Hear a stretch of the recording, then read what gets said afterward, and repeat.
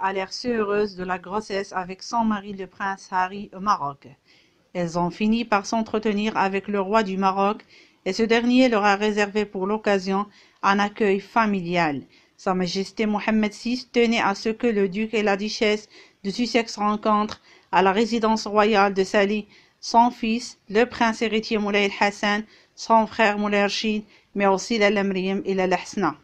Meghan et Harry ont particulièrement apprécié leur rencontre avec l'héritier au trône Moulay Hassan, qui n'a pas manqué de les saluer à leur départ et avait sorti rien que pour eux un superbe costume. Le jeune homme était d'une élégance folle. Mais la presse britannique retient aussi, et surtout de ce voyage au Maroc, la blague osée du prince Harry concernant la grossesse de son épouse. « Ah bon, tu es enceinte. Surprise. Mais elle est de moi ?» a lancé le requin devant plusieurs invités, de quoi faire rire tout le monde, y compris sa moitié, en public en tout cas.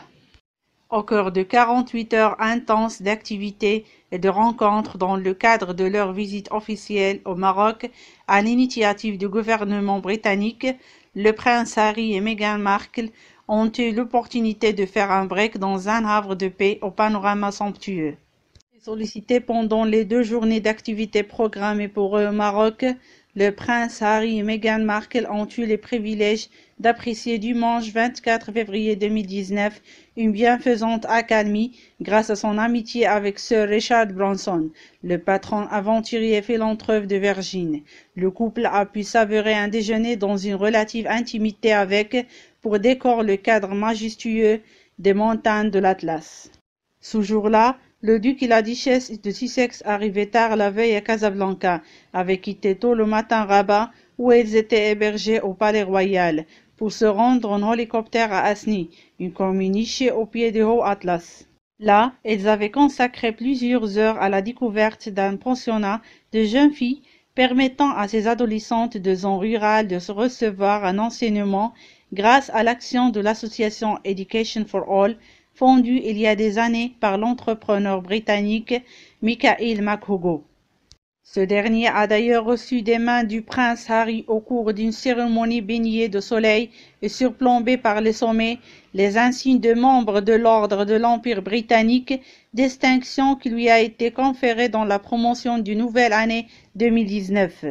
Harry et Meghan avaient par la suite visité le lycée qualifiant Grand Atlas, situé juste en face, accueilli avec beaucoup de ferveur par les élèves, formant une aide d'honneur. Quelques heures plus tard, le couple princier apparaissait dans le capital, le soir venu, pour une réception à l'ambassade de Grande-Bretagne que la duchesse de Sussex a éliminée de sa robe Dior façon caftan et son ventre annonciateur d'un heureux événement. Pour leur premier jour au Maroc, Meghan Markle et le prince Harry n'ont pas chômé. Dans la matinée, ils se sont rendus dans la ville d'Asni pour rencontrer l'organisation Education for All. Sur place, elles ont été accueillies par des enfants des pensionnats ravis de cette visite royale. Pour l'occasion, Meghan Markle portait un ensemble plus confortable que sa jolie robe de la veille, un blasure bleu marine signé Alice and Olivia, un jean noir et des mocassins Birdies. Et sous le soleil du Maroc, les futurs parents se sont montrés particulièrement tactiles. Ils se sont en effet baladés tendrement main dans la main. Meghan Markle a également plusieurs fois posé sa tête sur l'épaule de son époux pendant qu'il la regardait amoureusement.